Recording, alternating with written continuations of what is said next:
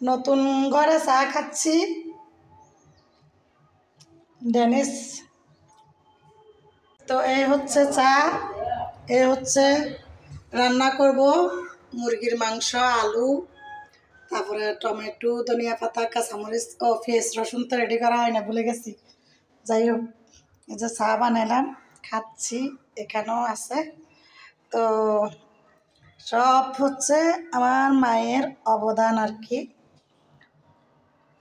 মা নতুন বাসাও নিয়ে দিছে এবং মা সব সরঞ্জামও কিনে দিছে, সব কিছু দিছে।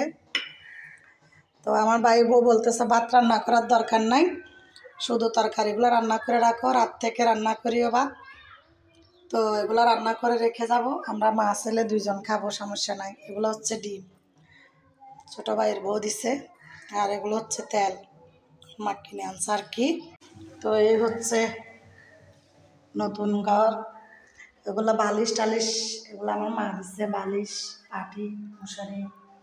তারপরে হচ্ছে ঘর। আর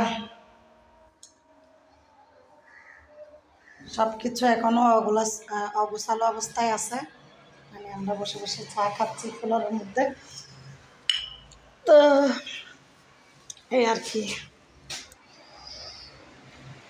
আমার মা, আমার ছোটো ভাইয়ের বউ, আমরা চা খাচ্ছি।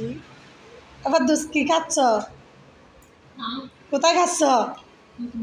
নতুন বাসায়। তো নতুন বাসায় খাচ্ছি, আসলে অনেক দুঃখের ব্যাপার। বাসা ভাড়া হচ্ছে 5,000 টাকা, আমি তো 1 টাকাও দিতে পারি নাই। তো আমি যেহেতু কান্নাকাটি করতেছি, কোথাও চলে যাবো বলতেছি, ছোট ভাইয়ের বউ অনেক জোরাজুরি আবদার করে আমার মারে বাসাটা নিতে বলছে, মাও নিয়ে দিছে। এখন যে কি কষ্ট হবে, কিভাবে আমার মা বাসা দিবে। আমার মা বলতেছে মানে ভাত না, কোনো রকম ভাত তরি তরকারি না আমি জোগান করে দিলাম, কিন্তু বাসা ভাড়া কেমনে দিব এই চিন্তা করতেছে। তো আমিও তো অনলাইনে ব্যবসা বাণিজ্য শুরু করছি, জানি না কপাল আল্লাহ কী রাখছে। যদি ব্যবসা থেকে আয় আসে তাহলে তো আমার মার আর বাসা ভাড়ার চিন্তা করতে হবে না। আর যদি আয় না আসে তাহলে তো আমার মায়ের উপর সব টেনশন। মানে আমার মার বয়স হয়েছে, এই টেনশন আমার মায়ের যদি হারাই ফেলি তাহলে আমার দায়ভার নিবে কে, তাই না? ভাইয়েরও তো নাই, ভাই নিজে চলতে বাজে দূরদূরি।